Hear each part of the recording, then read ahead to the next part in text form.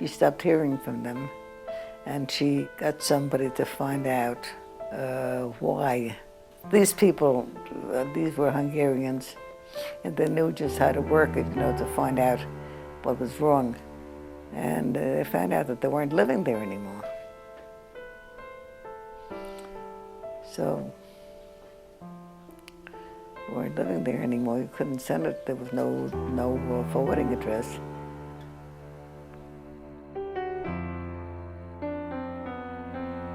I know that Mom spent a lot of her time looking for her family. She spent years and a lot of money tracking down her sisters, looking for cousins, trying to find out what happened to her parents, and she brought over everybody she could. Mom was 22 at war's end when she began the task of rebuilding her family. After a year's search, she was reunited with her sisters, Arlene and Sherry. They had spent the war at Auschwitz. Were you scared? Yeah. Then they separate my mother, my father, and we was just two of us with my sister, Sherry.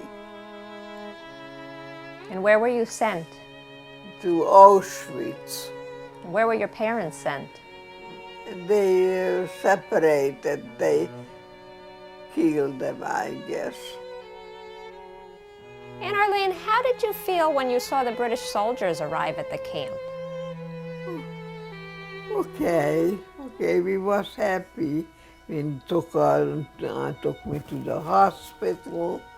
I couldn't walk then either. They each for 70 pounds apiece. They had lost their period. They were like skin and bones when they were found by the British. And they sent them to Sweden to recuperate. How long did you live in Sweden, in the hospital? He was there a year, and your mother sent papers to come to America. How did she find you? We wrote to her, Sherry wrote to her. Sherry remembered Aunt Fanny's address from the packages that Aunt Fanny would send before Rosh Hashanah from her grocery store in Bayonne, New Jersey. Aunt Sherry remembered the address from the care packages that Aunt Fanny used to send. It was 12 Bright Street, Jersey City, USA. Imagine how important those packages were, that here was this girl who didn't read or write English, but she memorized those characters. She remembered that address.